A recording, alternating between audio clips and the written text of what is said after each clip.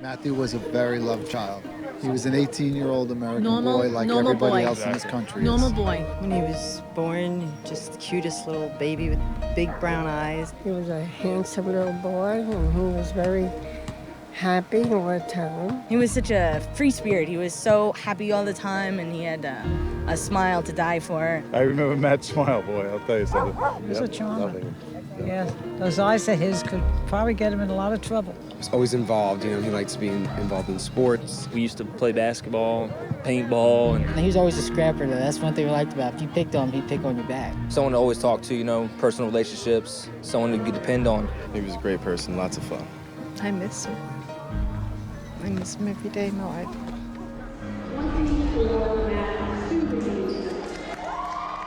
We called him Matthew, we called him Matt. The girls a lot called him Matty, but he was my Matt. And he loved to fool around with the kids and wrestle with the boys, and he and Annie were very, very close because they were the closest in age, and those two, they were like two peas in a pod. But unfortunately, apparently he was having trouble sleeping, and he was having bad dreams and waking up and starting to have like panic attacks. That's when I said to him, Matt, maybe it would be helpful if you talked to somebody outside of the family, would you want to do that? So I made an appointment with him. So we go in there, and she sits down with us, and after no more than 15 minutes of talking with Matthew and asking some questions, she gives us samples of Lexapro. So I said, what about side effects? I said, what should we expect from something like this? And she says, well, they're very well tolerated. And she said, they could have like headache or nausea or maybe some insomnia. So we went home with our sample pack of Lexapro, and at that point, he stopped wanting to talk. He seemed to be withdrawing more. This was weird behavior for him. Well, a lot was happening at this time also, and he was graduating from high school. Of course, the big plan, the kids they go to Senior Beach Week. He didn't want to go. He wanted to go visit his brother. And off he went.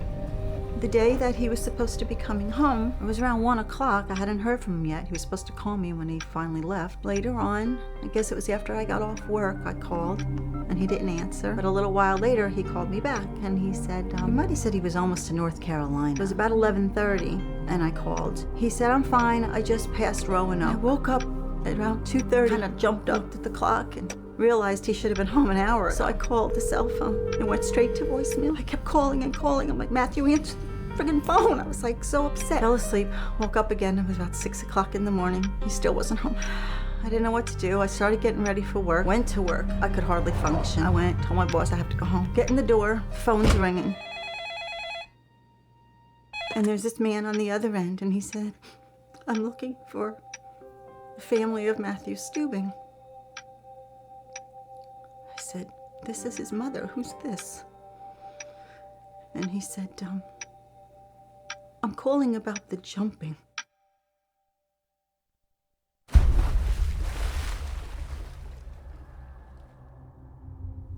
Our world blew apart. We couldn't imagine that this had happened. We couldn't understand because this wasn't Matthew. None of this was Matthew. I mean, it was like, made no sense. It made no sense.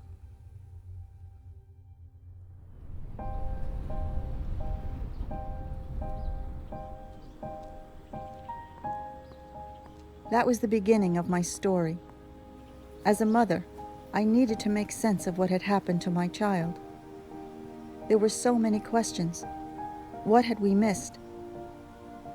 The first answer came 6 months after Matthew's death, when my husband found a magazine article that linked psychiatric drugs to suicide. I was horrified. And yet, I knew we had found the answer to the biggest question of all. How could this have happened? The article answered some questions, but made me think of so many more. I had to find out for myself. I had to do something. This is for you, Matthew.